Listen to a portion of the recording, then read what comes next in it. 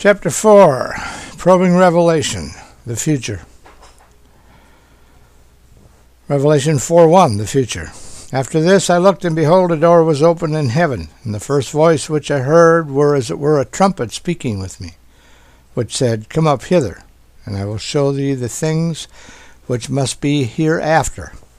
It is at this point that the book of Revelation moves out of the past and present and into the future of the earth and into heaven.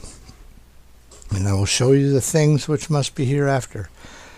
Revelation 4:2, And immediately I was in the Spirit, and behold, a throne was set in heaven, and one sat on the throne. Revelation 4:3, and he that sat was to look upon like a jasper and a sardine stone, and there was a rainbow round about the throne, in sight like unto an emerald. Next, 24 elders sat on the 24 thrones. 24 is the exact number of the sum of 12 apostles of the church and 12 patriarchs of the 12 apostles' tribes of Israel.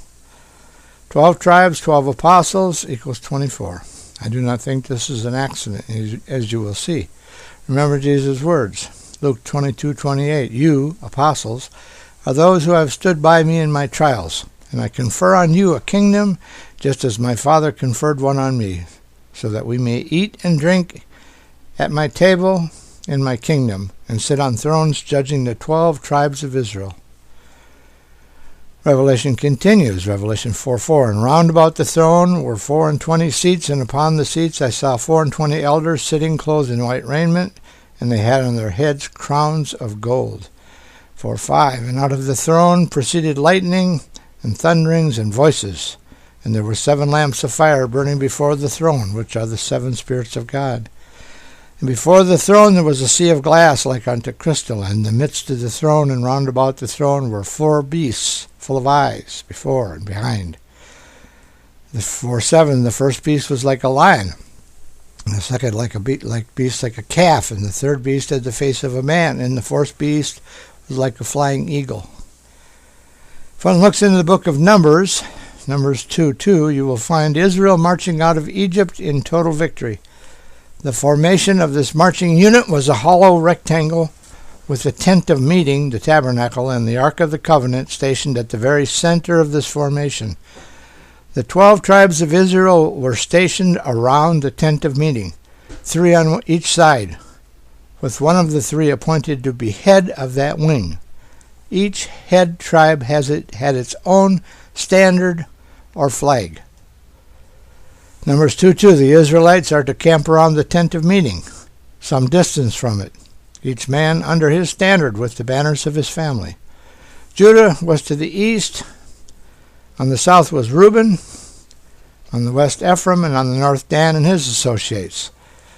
And Numbers 2:2 continues, on the east toward the sunrise, the divisions of the camp of Judah, which are encamped under the standard. Numbers 2:10, on the south will be the division, of the camp of Reuben under their standard. Number 2:18, on the west will be a division of the camp of Ephraim under their standard. Numbers 2:25, on the north will be the division of the camp of Dan under their standard. I've taken so much time to show you this because the standard of Judah is a lion, and the standard of Reuben is a man, and the standard of Ephraim is a calf. Do you remember the golden calf of Exodus and the idol calf of Ephraim? Hosea 8:4-6, the standard of Dan is an eagle. And this explains to you what you are seeing in heaven. You are seeing living standards for the 4 main tribes of Israel, and you are watching heavenly Israel herself marching in victorious formation, not out of Egypt, but out of the world. Remember, we Christians are adopted Israelites. Ephraim 2, Ephesians 2:19. Revelation 4:7 continues, and the first beast was like a lion, Judah, and the second beast was like a calf, Ephraim. And the third beast had the face of a man, Reuben. And the fourth beast was like a flying eagle, Dan.